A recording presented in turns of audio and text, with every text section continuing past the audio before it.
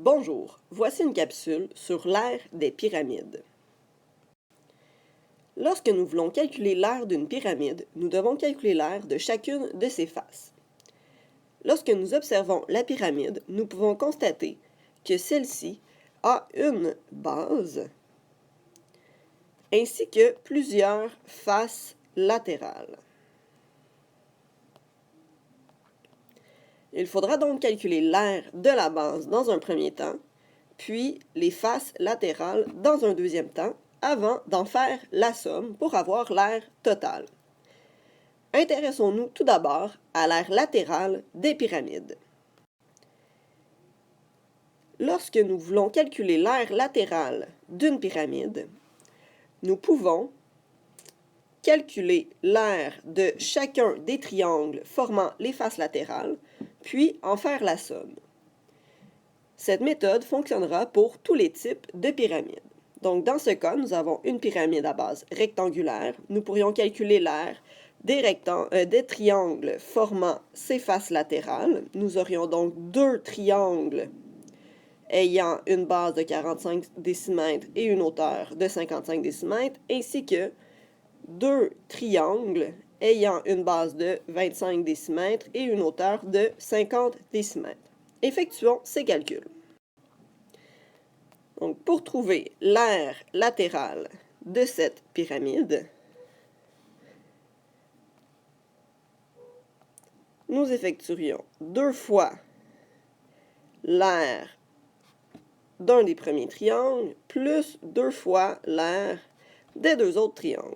Pour calculer l'aire de triangle, nous devons faire base fois hauteur divisé par 2. Donc, nous effectuerons ce calcul pour chacun des triangles différents. Pour le premier triangle, nous avons une base de 45 décimètres et une hauteur de 55 décimètres. Pour le second triangle, nous avons une base de 25 décimètres et une hauteur de 50 décimètres. Il suffit maintenant de faire les calculs. Donc, si nous effectuons 55 fois 45 divisé par 2, puis multiplié par 2, c'est comme si les deux se simplifiaient. Nous obtenons 2475.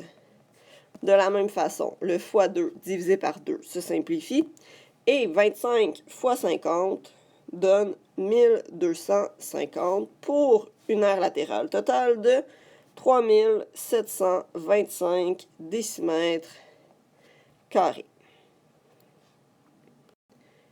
Il existe une deuxième façon de calculer l'aire latérale d'une pyramide, et cette façon fonctionnera seulement lorsque nous aurons des pyramides régulières. Pour ce faire, nous effectuerons le périmètre de la base, PB, fois l'apothème de la pyramide, AP, le tout divisé par 2.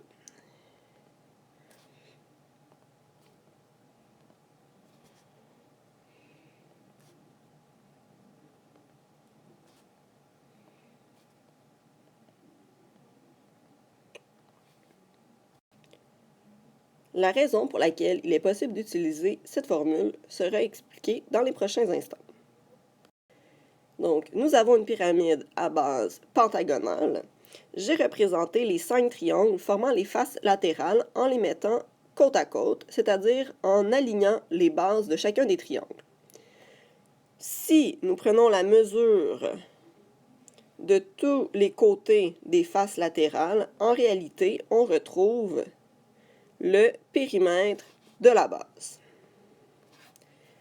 Et la hauteur du triangle d'une face latérale est en réalité l'apothème de la pyramide. Si nous effectuons périmètre de la base fois apothème de la pyramide, nous trouvons l'aire d'un rectangle ou d'un parallélogramme. On peut donc fermer ceci et ajouter un autre triangle pour avoir autant de triangles à l'intérieur sur la partie supérieure que sur la partie inférieure. De cette façon, nous avons exactement la même mesure et nous venons de créer un parallélogramme. Toutefois, nous voulons l'aire des triangles formant les faces latérales et nous constatons qu'il y en a 2 fois plus que l'aire du parallélogramme, et c'est pour cette raison que nous allons diviser par 2, ce qui permet de calculer l'aire latérale de la pyramide. Regardons un exemple. Donc, nous avons une pyramide à base pentagonale. Nous cherchons l'aire latérale. Nous pouvons donc effectuer périmètre de la base fois l'apothème de la pyramide divisé par 2, puisque la pyramide est régulière. Pour calculer le périmètre de la base, nous allons faire 6 cm la mesure du côté fois 5 pour le nombre de côtés. Et nous multiplions le tout par la mesure de l'apothème de la pyramide.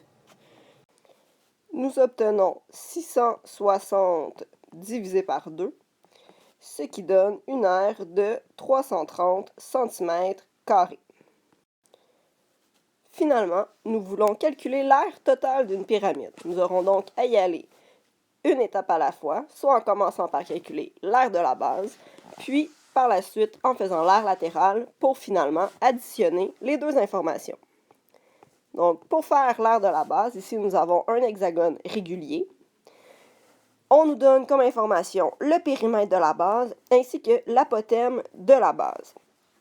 Lorsque nous utilisons la formule NCA divisé par 2 et que nous multiplions N et C ensemble, en réalité, nous avons le périmètre. Donc, nous pouvons utiliser la formule périmètre fois apothème divisé par 2, ce qui, ici, sera 48 fois 6,9 divisé par 2,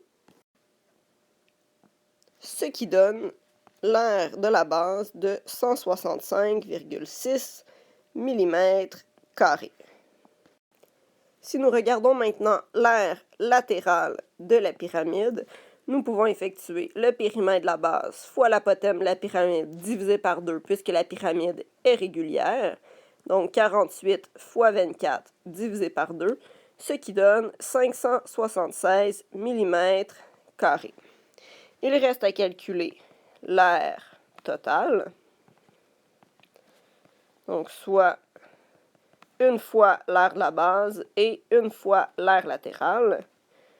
165,6 plus 576, ce qui donne une aire totale de 741,6 mm².